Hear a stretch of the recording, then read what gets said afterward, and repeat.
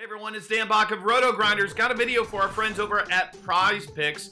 Coming out of the All-Star break, make sure you check them out. myprizepicks.com. Use that promo code MATCH50 for a 50% matching bonus. It is fantasy player props. Let's jump into it. These are the 3 player props that I am taking, going to parlay together, hopefully get some return on investment. Let's start with the first one. It is Colin Sexton. The number I got, 26.2. Just so you know, these numbers will fluctuate throughout the day, but I am taking the under at 26.2. He's gone over this number 4 the last 5 games. In theory, he's trending the right way. Not sure I believe it, though. We've got Kevin Love joining this team off the All-Star break in a capacity where I think he's going to play 4 quarters. I think he's going to be taking a lot of shots away from Colin Sexton, who has really had an increase in that department, and that's mainly where he's getting his fantasy points from. His shooting percentage, 4% higher over the last 5 games than it has been the entire season. And if you go past that 5 games, he'd actually been under 26 fantasy points in 8 of 9. So with Love coming back, I think that takes away from him just a little bit, and I like him to go under at a threshold of 25 points or higher. Next, we're going to go to DeAndre Ayton of Phoenix. The number I got on him, 36.6. I'm siding with the over here, and I think it's contrarian to go over because he's only hit it once in each of his past 7 games. And honestly, I'm hoping this number will drop before tip-off to even get a better number on it, but I'm comfortable at 36.6. And for me, this matchup boils down to him getting the ancillary stats. Blocks and steals. Those are worth 3 points apiece. And if you look at Cleveland this year, they've actually got the 3rd worst block rate percentage for opponents in the league. So I'm expecting Ayton to be able to get a handful in that department. So I'm counting on a floor of 4 blocks and steals. That's 12 points. If he gets that, then all we need is 25 more points for him in points, rebounds, and assists. I think he can get that against a Cleveland team not playing a whole bunch of defense. If he gets matched up with Kevin Love at any point in time, it's a complete mismatch. So I'm taking the over on DeAndre Ayton, 36.6. Lastly, we're going to go to Joe Harris at 25.2. That's the number I got on him, and I'm rolling the under here. Now, he's been hot shooting the basketball. We saw it during All-Star Weekend. Even before that, he had hit 11 of 13 3-point shots in those last 2 games. The bottom line is that's not sustainable by any standard. And the thing that stood out to me in the past 5 games, though, he's only had 1 total block or steal in those 5 games. With those being worth 3 points, they carry a lot of value and can really help you hit those fantasy point thresholds. So he's really relying on the shooting, and if he's not making shots, he really doesn't have a chance to reach that number. You combine that with a pretty crowded front court for him. You've got Crabbe, you got LeVert, you got Carroll, you got THJ, you've got Ed Davis. A lot of minutes to go around. So I'm strongly favoring the under here on Joe Harris in a range all the way down to 24 points or higher. So those are my 3 picks. Check them out, myprizepicks.com. Till next time, I'm Dan Bach, wishing you best of luck here on Thursday. We'll see you, everybody.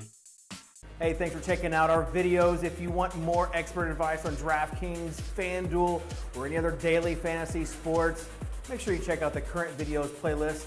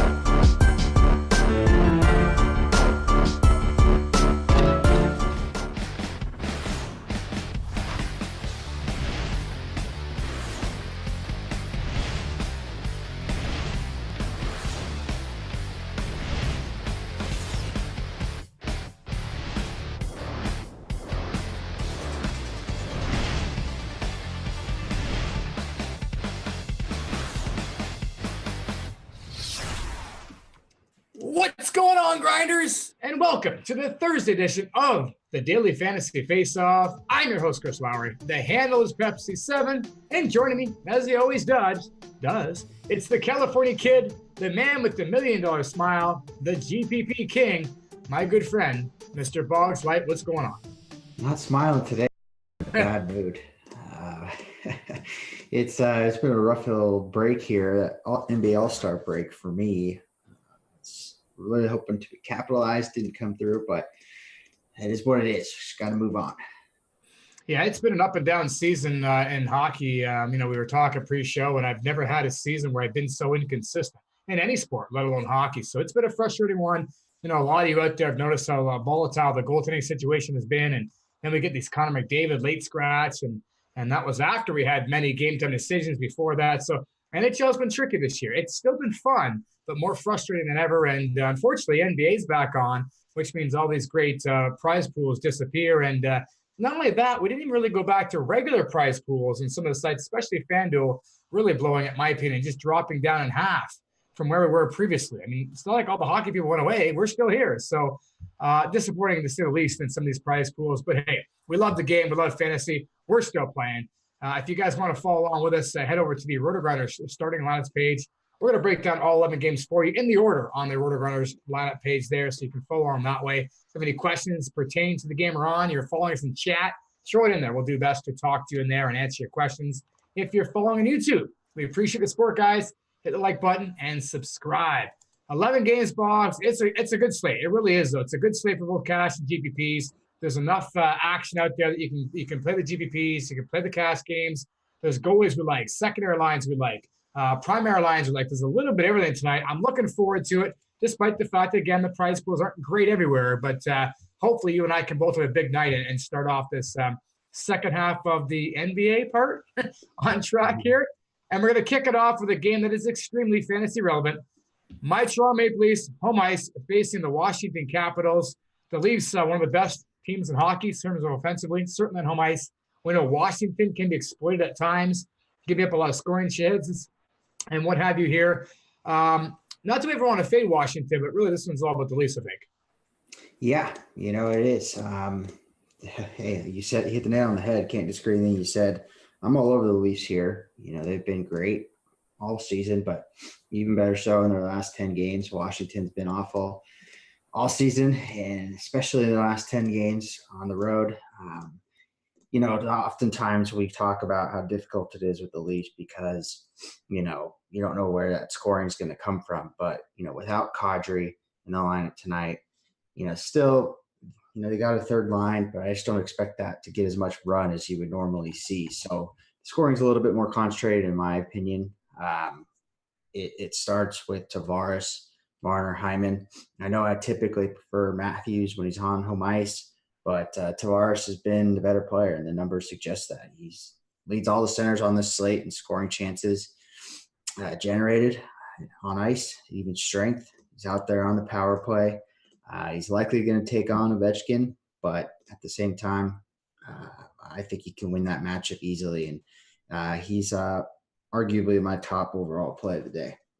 Yeah, hard to argue. Toronto's got a big home total as well. And again, Washington can certainly be exploited, especially on the road here with those scoring chances they're giving up. Toronto can certainly capitalize on those. Washington can take too many penalties as well.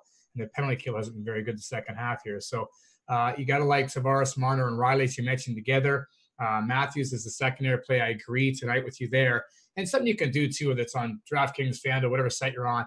If you want to have some fun here and stack Toronto multiple ways, you can. You can go straight up with Tavares, Marner, and Hyman, maybe get Riley in there. You can scratch Hyman and just go to Riley. You can also go Tavares, Marner, and Matthews, and Riley, if you can squeeze them all into the power play stack. There's several ways you can certainly go, but the key being the top power play for Toronto should have multiple chances. And if you're sticking to one line, it is Toronto 1 tonight. Alexander Ovechkin tends to have big games against Toronto in Toronto. I don't know how many times now he's had multi-goal games. I believe it's 8 times in his career he's gone into Toronto, had a multi-goal game.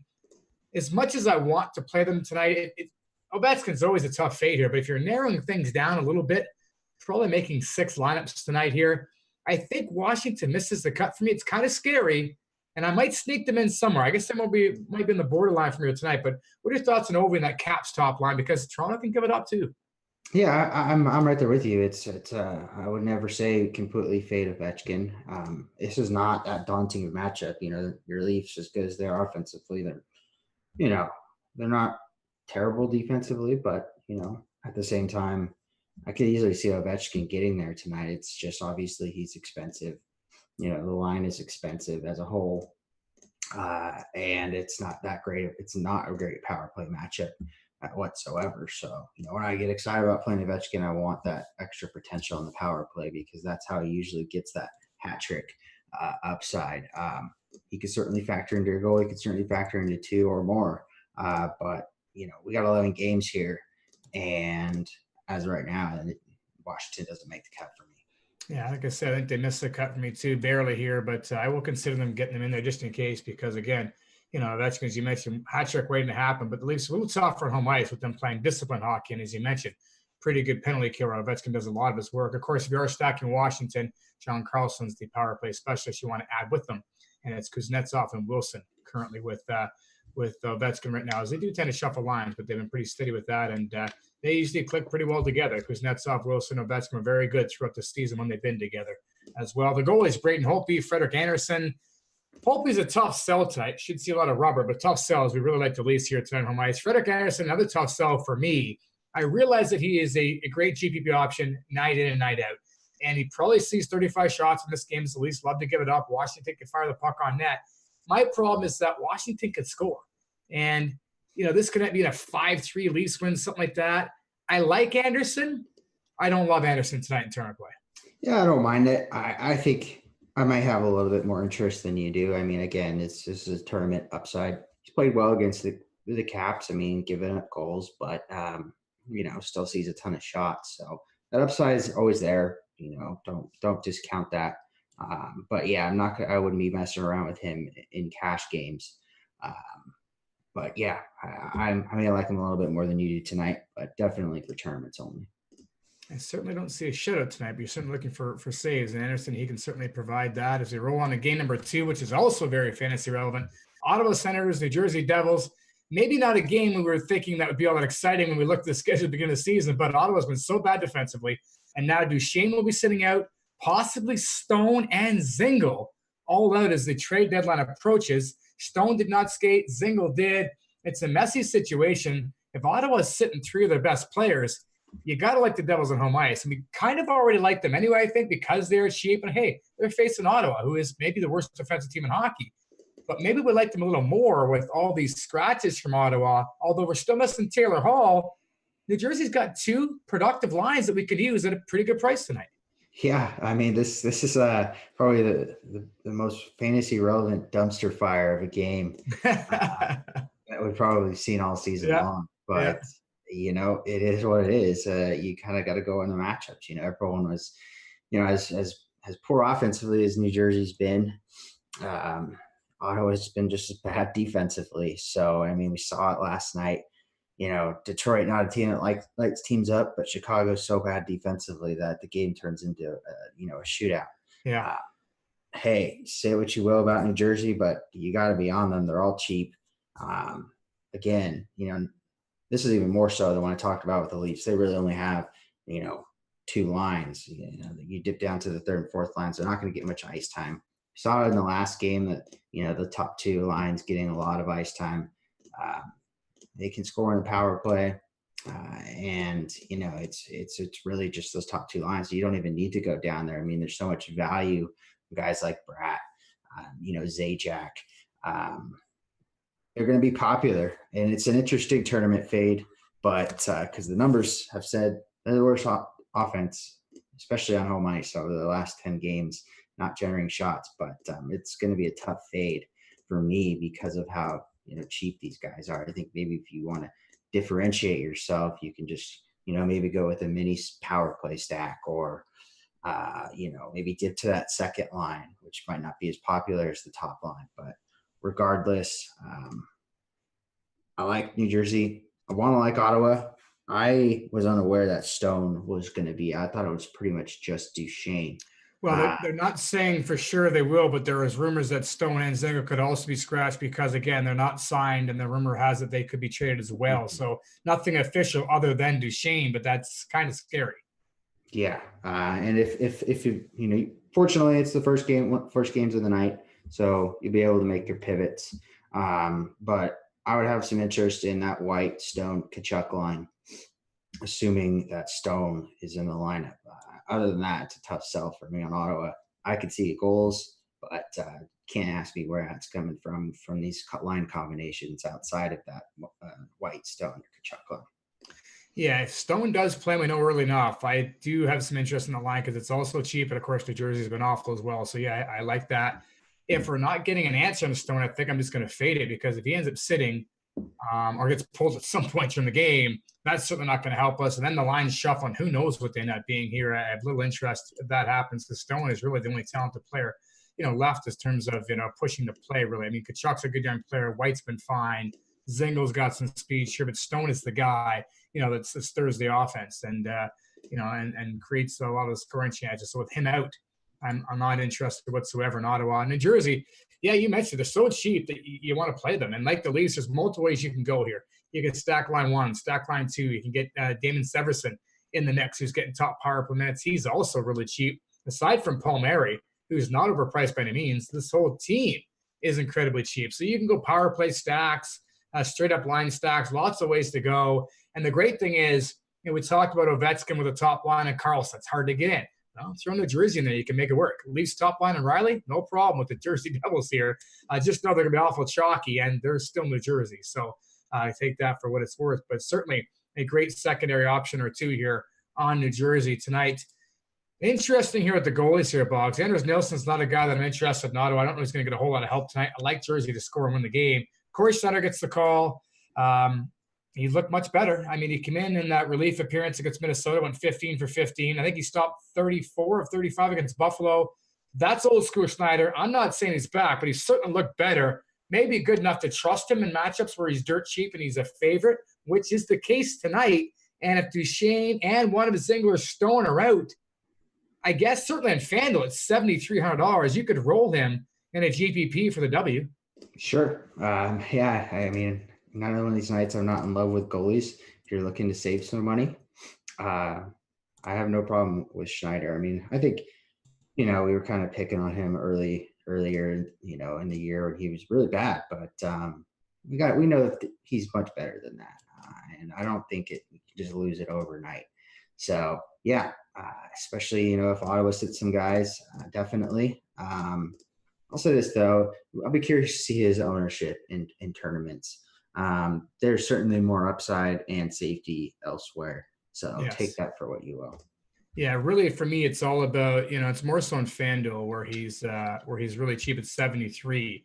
If you can't get to a Rene, you can't get to a Vasilevsky or somebody a little safer, a better goalie, and your lineup is, loaded, I may end up with 1 or 2 tonight. That would be the maximum because I still don't love it.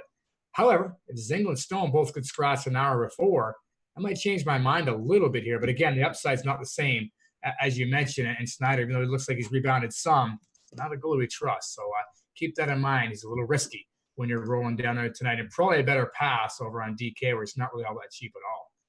Up next, Carolina Hurricanes, Florida Panthers. And this is an interesting game, Boggs. I can see goals in this one. I could see it going 2-1, 5-4. I don't really know what to do with this game offensively or in net. I just know there's potential here. Yeah, I'm right there with you, man. It's this is a tough one for me. Carolina continues to disappoint. Florida getting a lot of their production on the power play. Carolina, a team that doesn't take a lot of penalties and isn't how you want to target teams get on the penalty kill. But Carolina, I like Florida's line combinations. I mean, they're tough to exploit, and especially now that they have home ice, they can dictate the matchups. I just don't see where the scoring is going to come from in this game. Obviously, you got that Barkov, Huberdeau, Vetrano line that's kind of clicked here recently. They're going to take on Aho, Niederreiter, and Williams. It's a tough sell for me. And then, I maybe have some interest, but then that second line is going to have to deal with Trocheck. And that third line with Sheahan, Broussard, and Hoffman is no slouch either. So I don't see any which way you can exploit either of these teams, to be honest with you. They're kind of very similarly built. Yeah. Especially, when and if Jordan Stahl gets back in the lineup for Carolina. So for that reason, I mean, I agree with you. I think there's definitely goal potential here. Both these teams, their weaknesses has been goaltending, but I don't know where the hell it's coming from. That's the thing. They're so evenly matched that I don't really see an area we can exploit either team. As you went down 3 lines on both sides, you did a great job explaining that, the matchups and how they're going to shape up. There's no real advantage for any of these lines, I don't think. And again, is this game going to end up 4-3 or 5-4? Likely, but you could see 3 lines from each team being involved, and maybe nobody really goes off and has a multi-goal game or more than that. So it's a tough sell. Same with the blue line. I don't need a Yandel, I don't need a Falk or a Dougie Hamilton. I don't really see any situation where you have to go there either, because special teams likely not going to play a big role in this game, which leads me to the goalies. I think, okay, if I can't figure out where the scoring is going to come from, I'm fading these lines. A lot to like, 11-game slate. That's fine. But I look at these goaltenders here, not confirmed for Carolina, whether it's Michelini or Mrazek, but Reimer is confirmed. Both these guys have big potential. Both teams love to shoot. Both teams don't score as much as they'd like to, especially Reimer on home ice. I mean, maybe he's gets the edge here because he's got big game potential versus the Hurricanes team that loves to shoot. Although, again, in a game where I think there could be goals and I don't know who wins, I'm not all that excited about it, but where Reimer's cheap, is he GPP worthy? Yeah, certainly. I mean, you look at on DraftKings where Reimer is only $100 more than Schneider. The win is not guaranteed. A solid performance is not guaranteed. He's been better here recently, which is good, but I certainly can see a scenario where he outproduces Schneider. So in a tournament, if you're looking to pivot off of a Schneider who probably will be highly owned and maybe not justifiably so, yeah, I think you could take a stab. But again, I don't know who the hell is going to win this game. I don't know where the hell the scoring is coming from. So it's just it's a situation I'm probably going to avoid. I think we can say the same thing for the next game. Has a huge total, the highest total of the night. San Jose Sharks, Pittsburgh Penguins. A lot of offense can be had here. I like the idea of getting exposure to this game, but it's kind of the same scenario for me. You got multiple lines and each team that can score. I don't exactly know. We should know the matchup. So imagine Crosby's going to match up versus Pavelski. I don't know who gets the edge there. I don't know who gets the edge in the second and third lines here. I like Burns, Carlson, Letang. But again, I don't know where the scoring is coming from. I don't like any one particular line here. Goals, goals, and goals. But where are they coming from this one, Box? Don't ask me, man. It's you hit the nail on the head. It's a very similar situation. In Carolina and Florida. San Jose, we know they can shoot, we know they can score. We know they can hang with teams that like to score and get in these shootouts. The problem is who attacks who and who has the advantage. It's a very similar situation. Both teams have 3 lines that are capable of scoring. I'll give the edge to Pittsburgh's third line, but they don't get a whole much ice time. Both teams are excellent penalty kill.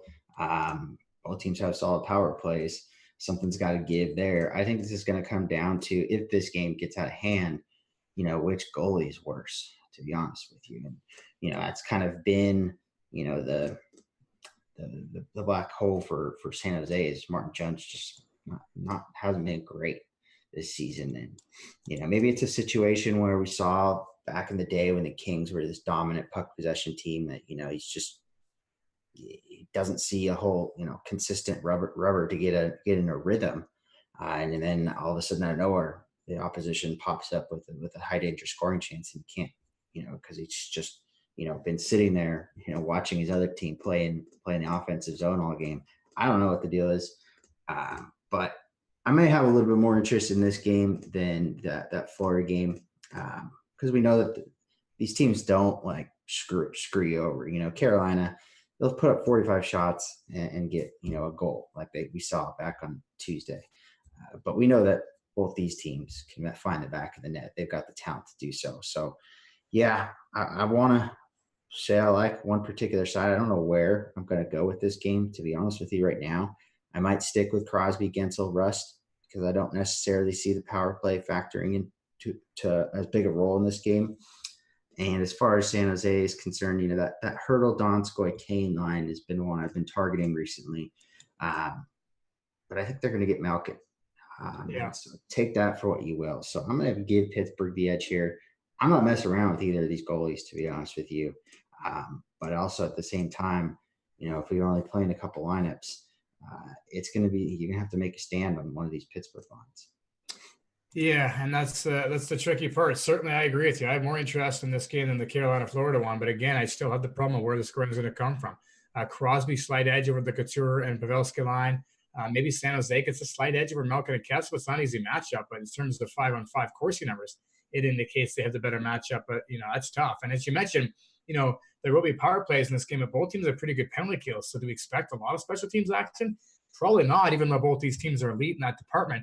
And it's just a tough sell. And like I mentioned earlier, maybe the best way to go about it is New Jersey's so cheap, you stack them in the moderately priced line, show a little Tang and Burns in there, get exposure from both sides without really diving in and having to guess which line. Is something I may do is get exposure through the defenseman tonight. Again, if I'm only making my 5 or 6 lineups, I don't know if I'm going to get Pittsburgh and San Jose, and I'm still debating. And if I do, I'm still debating on which line. So like you, I'm still trying to figure it out. But again, it's a game where I don't have to have exposure because I just don't see one line getting 3 goals tonight.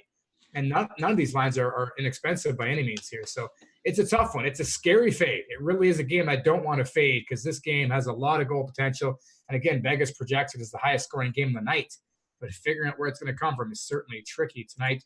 The goaltenders both are going to see a lot of shots. Martin Jones has not been great, as you alluded to. Casey DeSmith, he's been fine as a backup for Pittsburgh. The shot potential is certainly there. But in a game that could end 6-5 even, it's risky, especially we don't know who's going to the game box. Yep. Very similar position that Reimer's in. DeSmith's been pretty good on home ice. I would give him the edge over Martin Jones, but still way too risky. I'm probably not going to go there.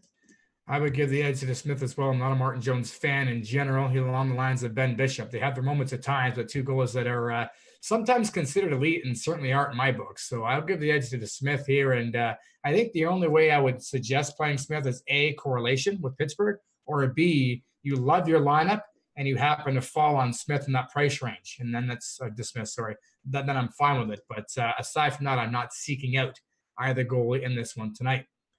Minnesota Wild, New York Rangers up next. And Boggs, I'm really hoping this is a game I can avoid as much as I want to. It's a little scary fade in that Rangers top line home ice. Minnesota has been a disaster since Koivu went down. Their goaltending, their defensive play, their possession time, everything has gone and fallen off the charts here. Do we actually like the Rangers on home ice despite the fact that they're facing the Wild? This is a game in general I like tonight. Obviously, you're absolutely right about Minnesota. But, obviously they're getting rid of some players. But, again, another one of these teams that the scoring is going to be concentrated now. At least the ice time is going to be. You get Stahl, Zucker, Greenway as a top line. And then really that second line with Granlund, Parise, and Aberg is one that I'm a little bit higher than I probably should be here tonight. But, again, it's the Rangers. We know they can score on home ice. I like that top line for the Rangers as well. And this game it could turn into a little bit of a shootout. I think we've seen it a couple times over the years with Boudreau and the Wild. They come into Madison Square Garden and the game turns into a 5-4 game. I'm not saying it's going to happen tonight, but look, both teams have been, Minnesota's been poor in net. The Rangers have essentially a one-line team. Minnesota, they don't really have that depth scoring, so they've kind of got scoring concentrated in their top 2 lines. I think it's certainly fantasy relevant. I'm not fading it.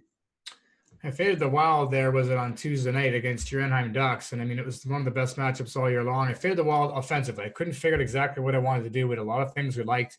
And I had a few lineups got off to great starts, but what I did was paired Spurgeon and Suter together, and I really loved it. And that game started, I believe, was at 8 or 8:30 Eastern time. And I thought, I'm in a pretty good position here because it doesn't matter where the Wild get their goals. So it's even strength. It's on the power play. I'm going to be, getting some exposure there. And, of course, the Wild were awful and got shut out.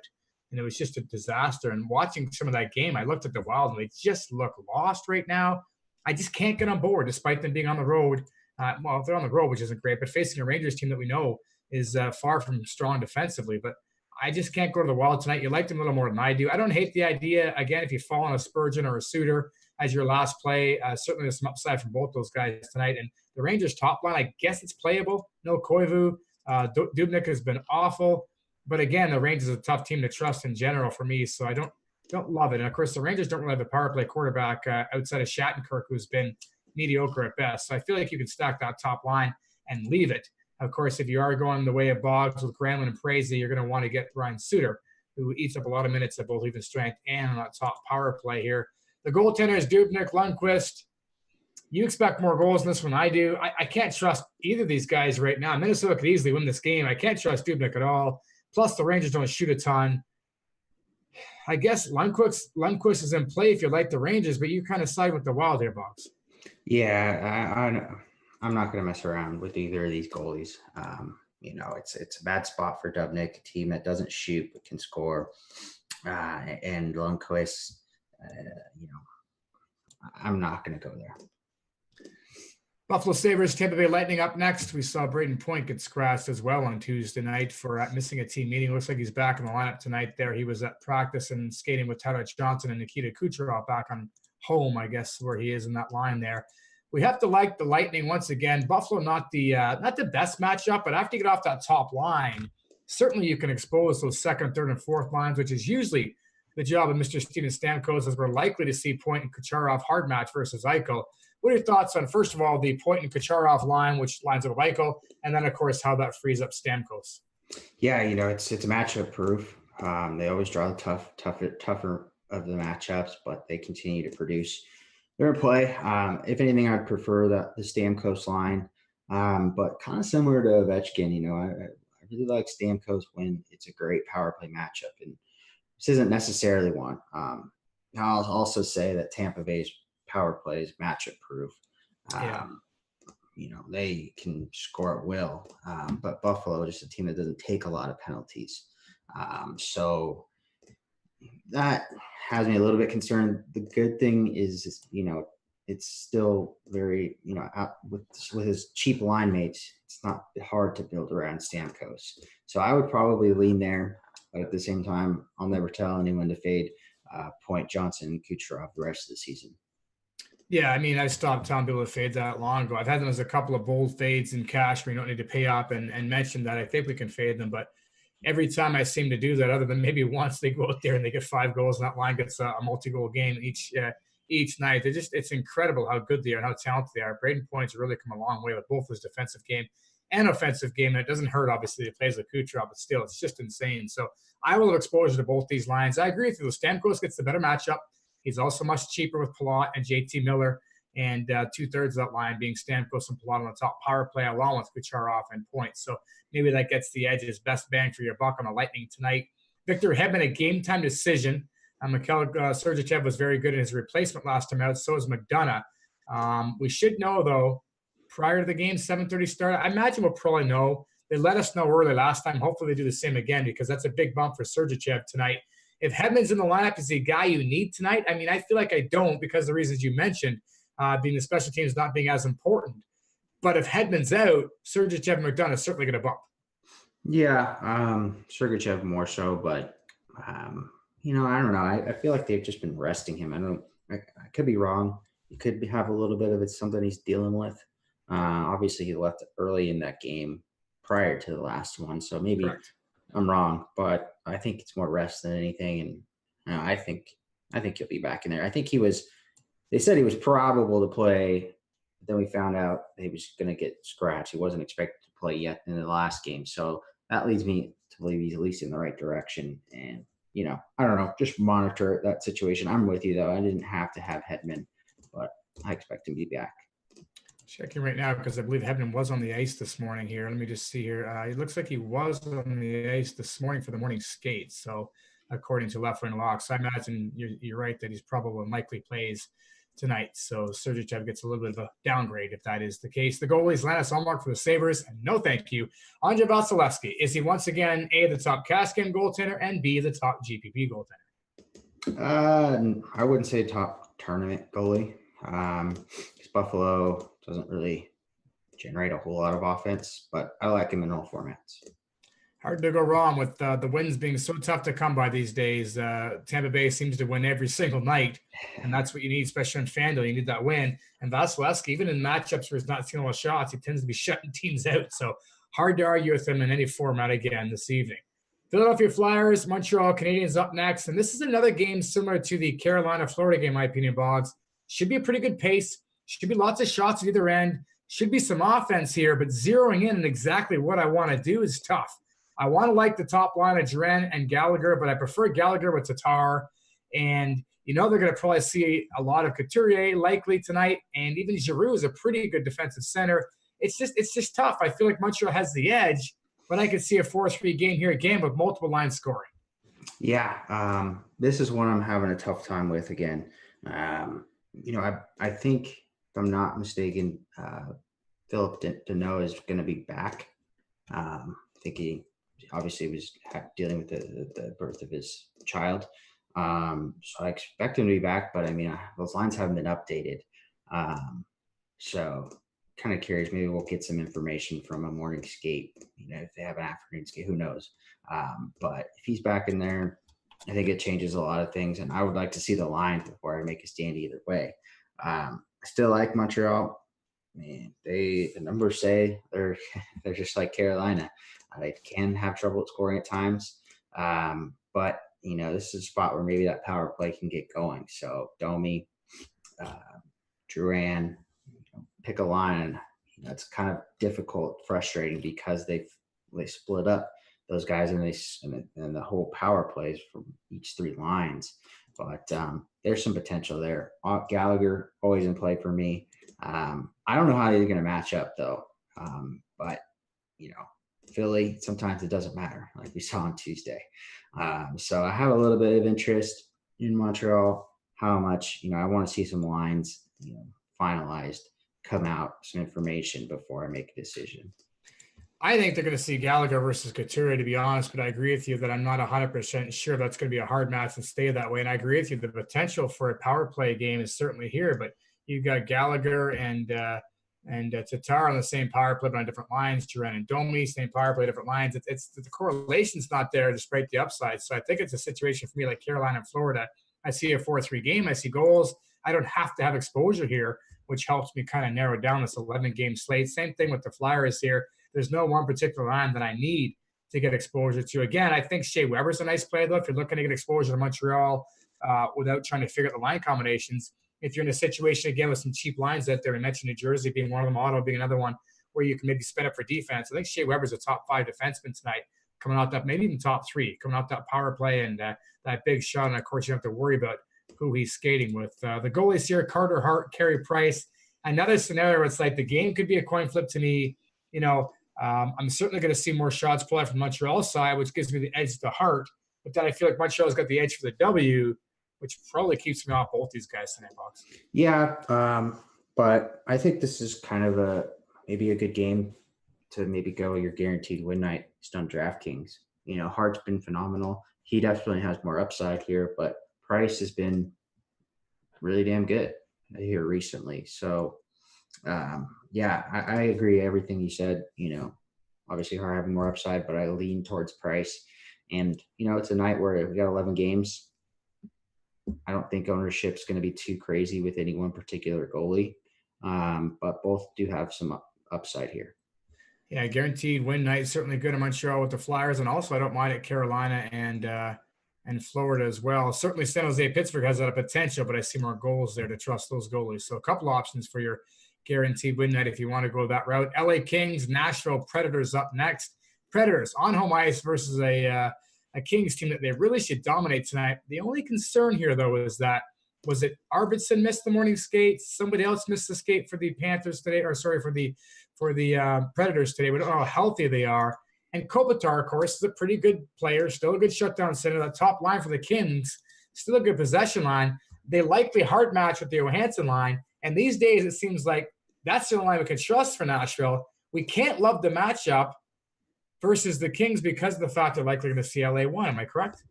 Yeah. I'm still going to give them the edge. But yeah, not the night I'm going to be rolling with Nashville here. If they could score in the power play, then they could really be really open up this game, but they got the worst power play I think any of us have ever seen.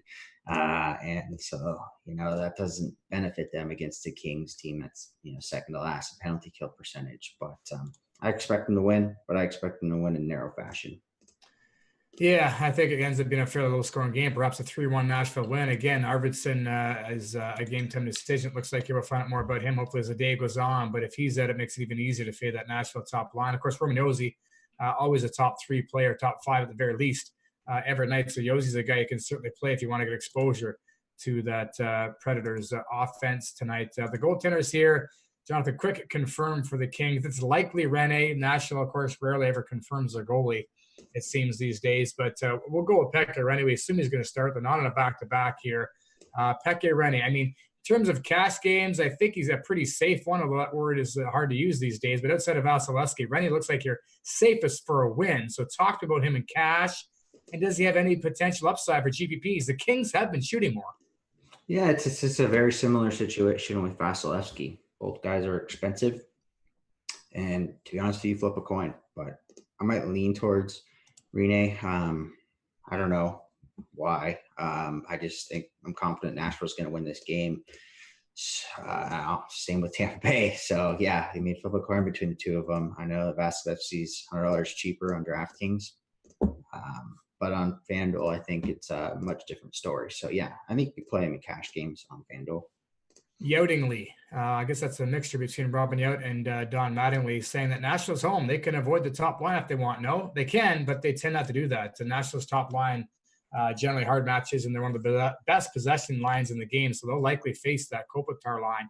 And again, Arvidsson might not skate, which is the reasons why we're not as high on them. You mentioned you might give the edge to Rinne over Vasilevsky. Certainly you would on FanDuel, where he is about $1,000 cheaper. And maybe better, too, for goal prevention. Obviously, the Kings' offense is not as good as the Sabres. So if you're looking for shut-it upside and a little bit of savings, certainly on FanDuel, Rinne might be your better option. St. Louis Blues, Dallas Stars up next. The St. Louis Blues have been the best team in hockey the second half. 11 straight wins, including beating my Leafs in overtime tonight. Looks like a couple of changes there. They've lost one of the top-line guys in Braden Shen, but Jaden Schwartz will replace him at top line with O'Reilly and Tarasenko.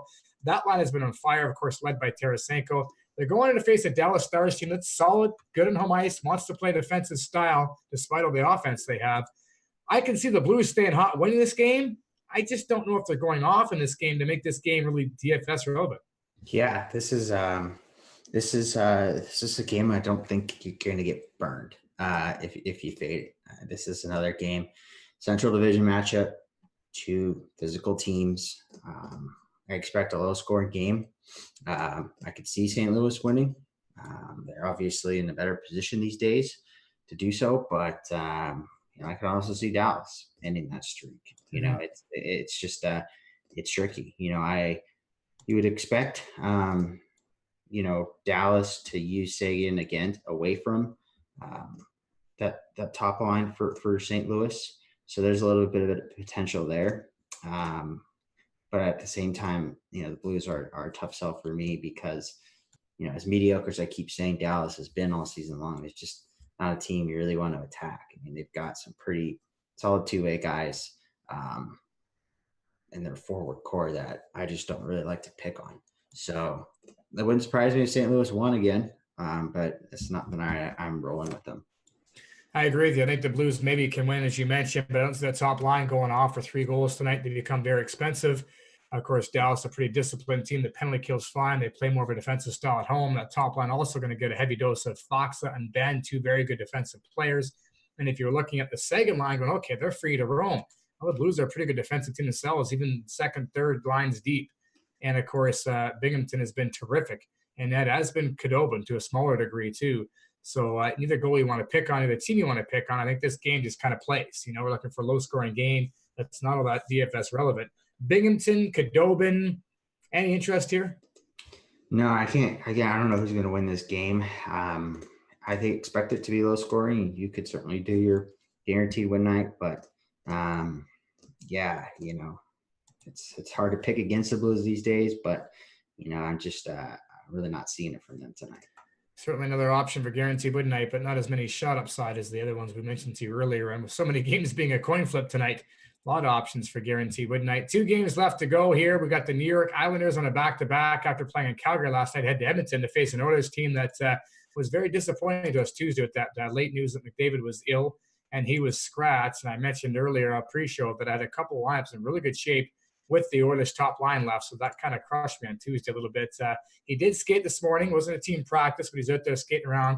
They think he's a go tonight, but the Islanders tend to play tight games. They're the best defensive team overall in hockey in terms of advanced statistics here. They are in a back-to-back on the road. McDavid is matchup proof, but I'm a little nervous too how healthy he is. And am I paying up for him on a night where he's facing a really good defensive team and Robin Lehner, who's been terrific in net?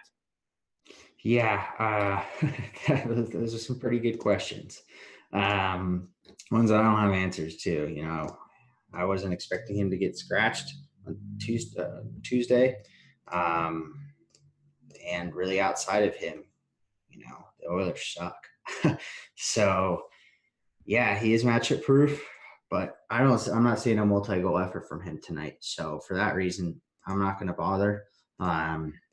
If he burns me, that's fine. But, you know, the Islanders, I know they gave up 4 goals against a pretty good Calgary team last night. But I don't, like you said, everything is trending that they're one of the better defensive teams in the league, if not the best. So a team I don't really want to pick on. You know, as far as the Islanders are concerned, they have a little bit of interest in that top line because they all are out there on the power play. But my interest is a lukewarm at best because it's just a team where, again, they've you know, scored 3 goals and then, you know, gone a whole period without, you know, producing a single shot on goal at times. So it's just not a lot of upside.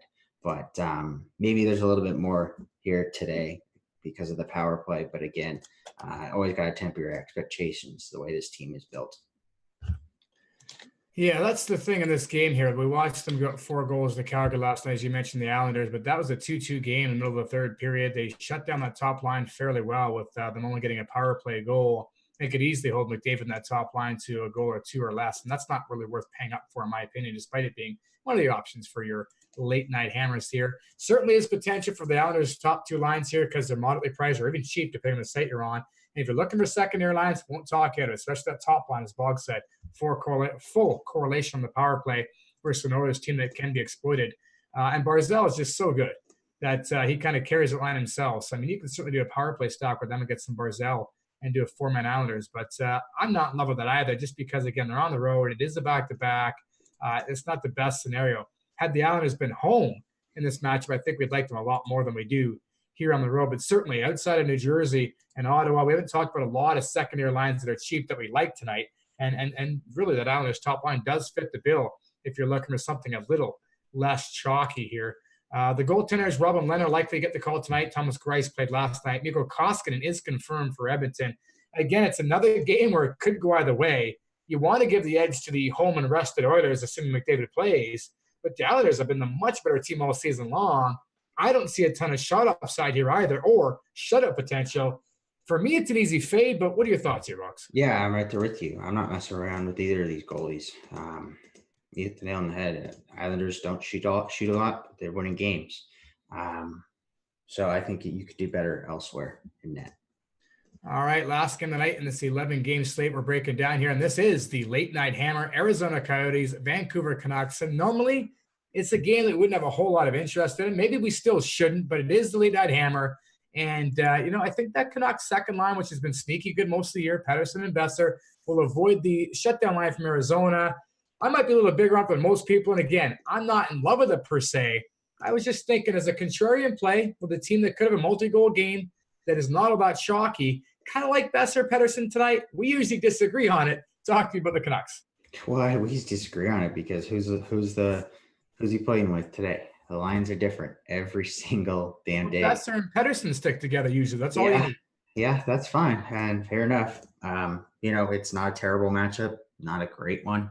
I don't see this game getting out of hand. You know, both teams inconsistent.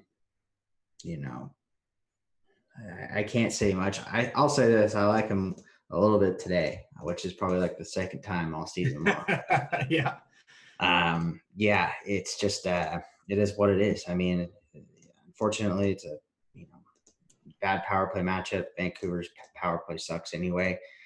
It's just you hope at even strength they can get them out in the line of their choice, which is that Cousins, Galchenyuk, Keller line, which is how I expect them to go against. It's how you can attack the Yotes on the road. So, yeah, I'm with you.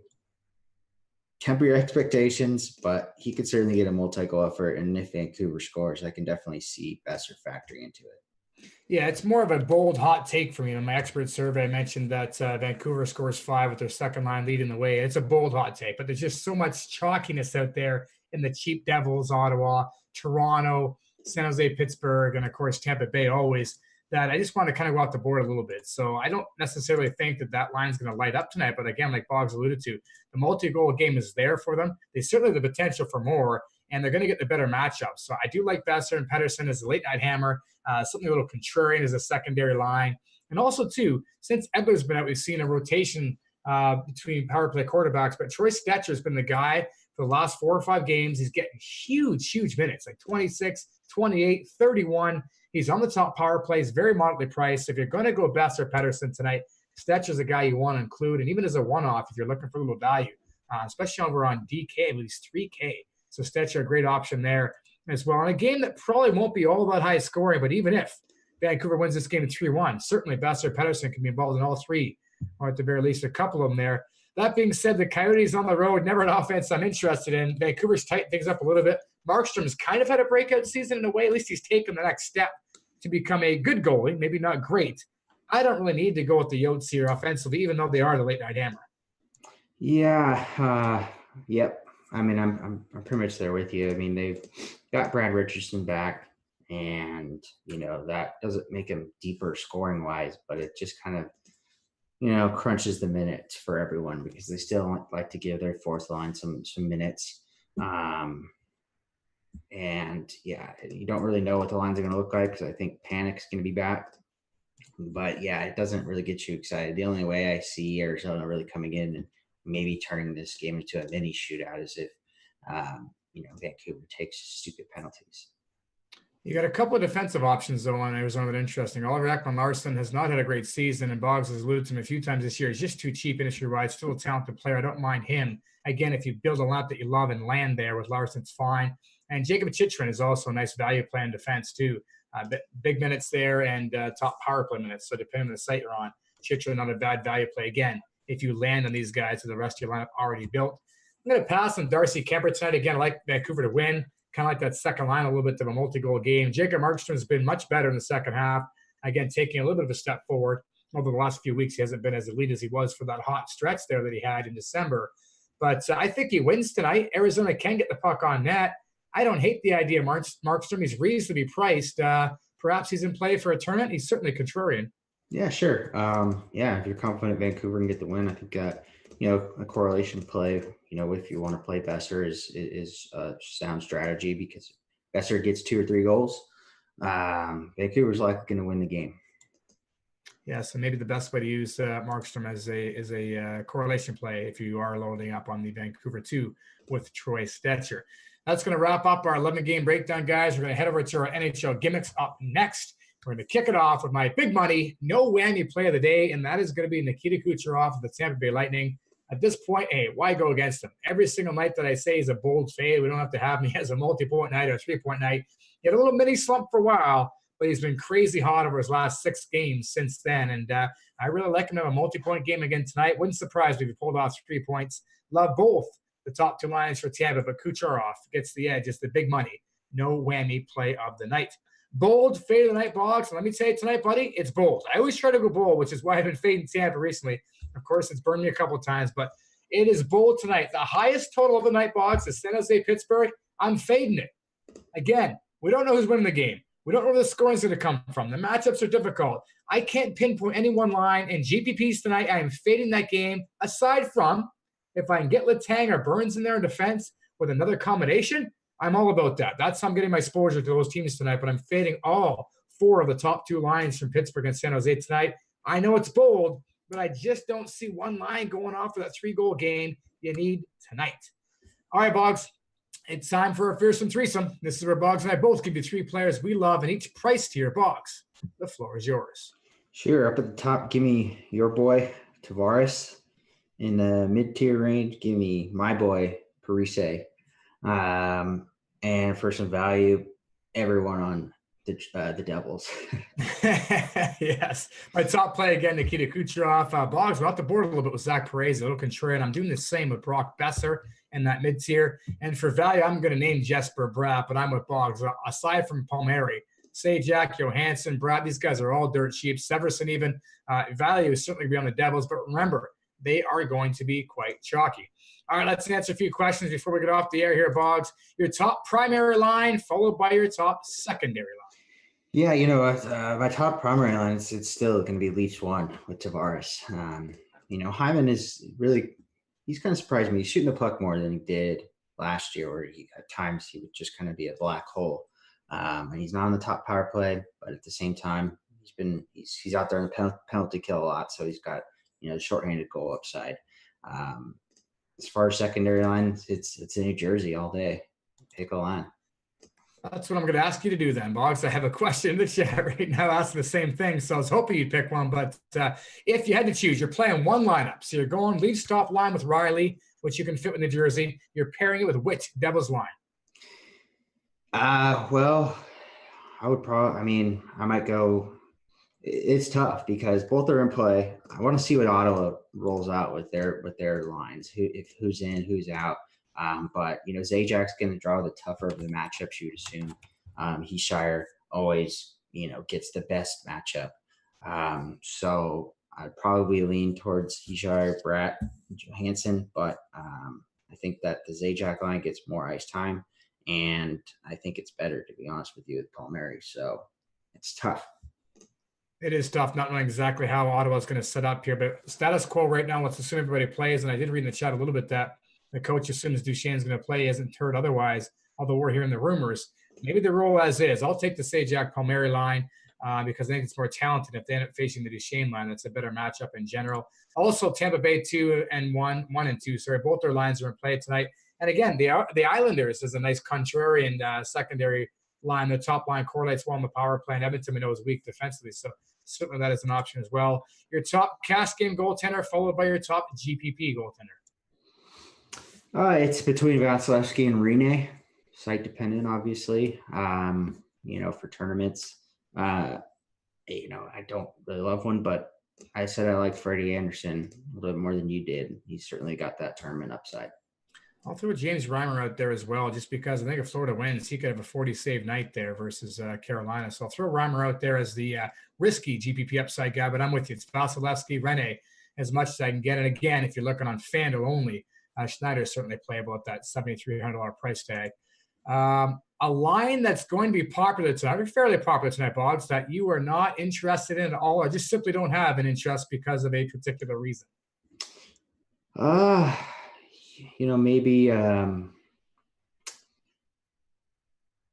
either Florida 1 or Carolina 1, or the game that your bold fade. I'm pretty much with you right there. Either one of the San Jose lines, it's tough for me. I agree. It's the San Jose Pittsburgh for me. Pick a line, but all 4 of them are certainly playable. And again, we expect goals. It's the highest total tonight, but I just can't figure out where the goals are coming from. Don't see a 3-point game. So San Jose Pittsburgh is my bold fade, and that's where I would go. That's where I would fade that I think will be popular tonight. All right, another question here. Remind us which Islanders line to use. Boggs like the top line, so did I. They all correlate really well on the power play there, so it's the top line for the Islanders. And before we get off the air, one last thing, of course, we're going to end with Boggs' hot take of the night. Yeah, I think the Leafs and the Devils score combined for over 10 goals. Ooh, baby. Let's hope that's correct. Love the Leafs tonight. Love the Devils. Devils too cheap. Again, they're going to be awful chalky. Keep that in mind. But some high score in those 2 games. Let's hope it's accurate. Let's hope Boggs and I can win some money and take you with us. That's going to do it for us tonight, guys. Again, if you're watching on YouTube, please hit the link and subscribe button. We'd really appreciate the support there. We'll be back at you on Tuesday night. Until then, enjoy the weekend. Good luck tonight. He's Boggs Light.